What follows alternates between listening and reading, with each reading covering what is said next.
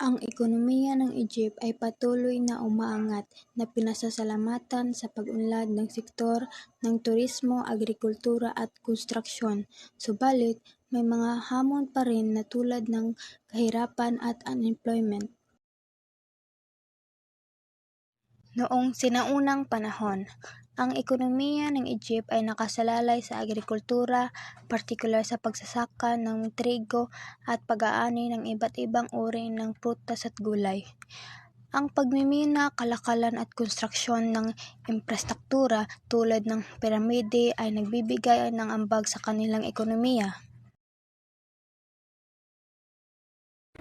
Noong sinaunang panahon sa Ehipto, ang pangunahing paraan ng transportasyon ay paggamit ng mga sasakyang pangdagat tulad ng bangka o sasakyang pangdagat na gawa sa kahoy o bangka ng papyrus. Ang ilan sa mga lugar sa Ehipto ay konektado din sa pamamagitan ng mga daanan ng ilog na ginagamit para sa paglalakbay sa pamamagitan ng mga bangka o balsa. Sa lupain, ang paglalakad o paggamit ng hayop tulad ng kabayo o kamilyo ay karaniwang ginagamit para sa pang-araw-araw na transportasyon at pangangalakal. Bukod dito, mayroong mga sistema ng land transportation tulad ng mga kalsada at land paths na ginagamit para sa mga karusa o sasakyan ng hayop. Subalit ang transportasyon sa sinaunang Ehipto ay nakasalalay sa kalagayan ng Ilog Nile at mga natural na kondisyon ng Ngayon naman, ang bansa ay mayroong malawak na network ng mga kalsada, pati na rin ang mga modernong sasakyang pangtransportasyon tulad ng mga bus, tren, at mga sasakyang pribado. Mayroon ding mga paliparan sa mga pangunahing lungsod tulad ng Cairo at Luxor. Para sa mga internasyonal at domestikadong biyahe sa eroplano, bukod dito, ang ilang bahagi ng bansa ay konektado rin sa pamamagitan ng Nile River na ginagamit para sa paglalakbay sa pamamagitan ng mga bangka o kahit mga cruise ship para sa turismo.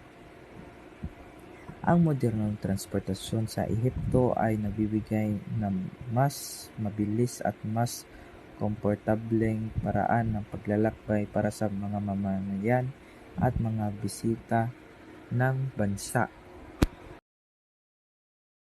Noong sinaunang panahon ng Ehipto, ang mga tirahan ay maaaring maging mga simpleng bahay gawa sa adobe, putik na hunugis at naibaba, o mga gusali na gawa sa bato at kahoy.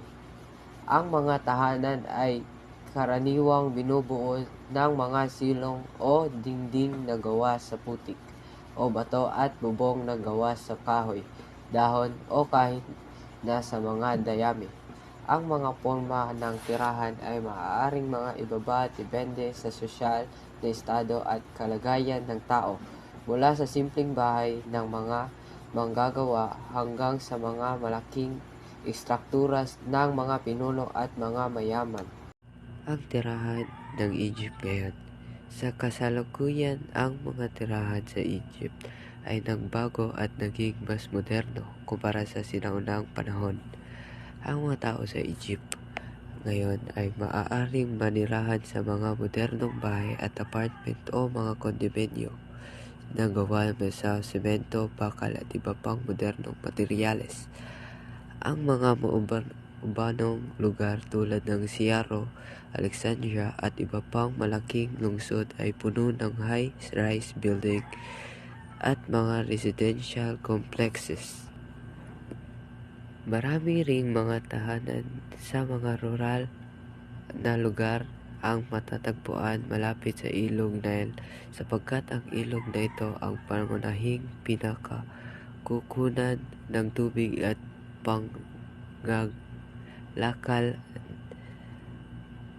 Ang ilang mga tirahan ay maaaring matatagpuan din malapit sa mga lupain ng pagsasaka upang mapadali ang pagsasaka at pang-aalakal.